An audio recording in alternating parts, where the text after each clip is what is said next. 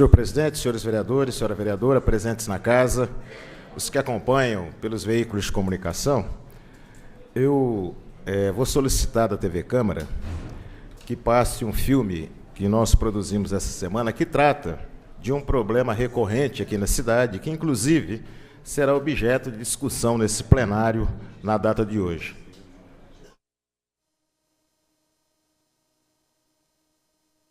Por causa da falta de calçada ao lado da linha férrea na região do Parque Sergipe, os moradores precisam se arriscar para atravessar o bairro, já que dividem o espaço do asfalto com os carros.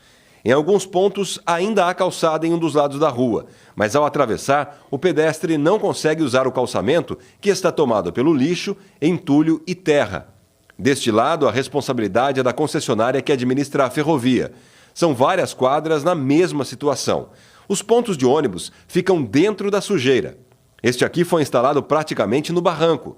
Mas perto da passagem da linha com a entrada da região do Bauru 16 e Vila Prudente, a situação é mais grave. Nos dois lados não há calçada. Além da lateral da linha férrea, um terreno vazio ocupa o espaço dos pedestres com mato e cercas caídas. O movimento de veículos é muito grande, inclusive de ônibus. Repare nesta família que tem que caminhar no asfalto. Não é uma escolha, é a única opção. Os carros precisam desviar para evitar um atropelamento. Bom, desde que houve a concessão das ferrovias para operadores privados, nós temos insistido na necessidade de que a concessionária privada cumpra algumas responsabilidades aqui na cidade de Bauru. De tanto insistir, a ALL, que é a operadora do sistema, resolveu, mediante também algumas ações do Ministério Público, fazer a limpeza na margem de segurança da ferrovia. Então, ela está fazendo toda essa limpeza para que ela possa cercar no perímetro urbano, ali no Parque Sergipe, na rua Judite França Costa, esse traçado ferroviário, para garantir também que a população não ultrapasse quando tiver trem parado ali, né? Às vezes os trens são grandes comboios ferroviários que ficam parados esperando o cruzamento e a pessoa não percebe, ela tenta atravessar saltando a composição férrea, e isso pode provocar acidentes, né? Acidentes muito graves. Por outro lado, nós também temos ali, como foi mostrado no vídeo, no sentido Nova Esperança, pela Judite França Costa, nós temos uma grande área, que é um terreno privado, que é necessário que a prefeitura cumpra o que está na lei, notifique o proprietário para que ele faça a calçada naquele, que é uma extensão muito grande de área. O que nós observamos é que esse tema, ele precisa ser tratado com maior rigor, vereador Faria, no sentido de fazer com que os proprietários de terreno, os proprietários de imóveis, principalmente os grandes proprietários, cumpram um pouco dessa responsabilidade. Porque o que nós vimos naquela região e em tantas outras, como foi citado aqui também na Avenida José Aiello, nós temos várias regiões, várias extensões de faixas de calçada que não existe calçada. E todo mundo sabe o nome dos proprietários. Eu não sei se a dificuldade em cumprir a lei é por conta do nome dos proprietários, seja de clubes, seja de grandes extensões de terra. Qual é a dificuldade? A lei, ela não pode olhar nenhum extrato social, ela não pode ser aplicada com base em critérios de natureza de gênero, critérios de natureza de raça, enfim, a lei é para todos.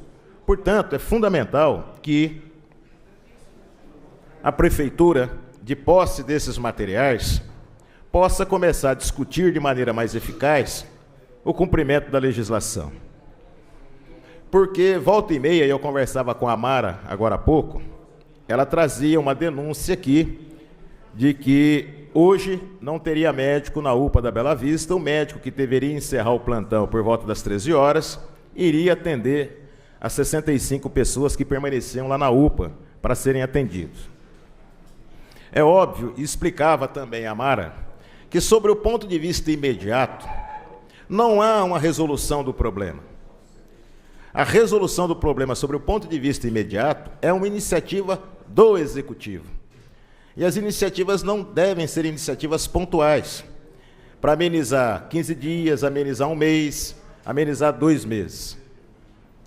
Quando a gente fala em saúde pública, às vezes eu insisto muito nisso, saúde não pode ser olhada de forma separada do modo de vida da população.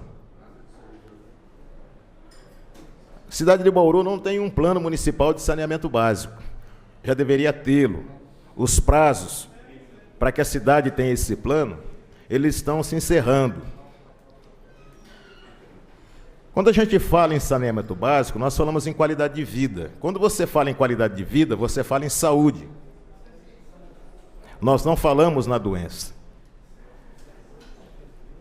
Eu tenho o hábito de andar bastante a cidade. E às vezes eu percebo que determinadas intervenções são intervenções simples, muito simples, e que poderiam, de certa forma, contribuir para que as pessoas tenham uma condição de vida melhor.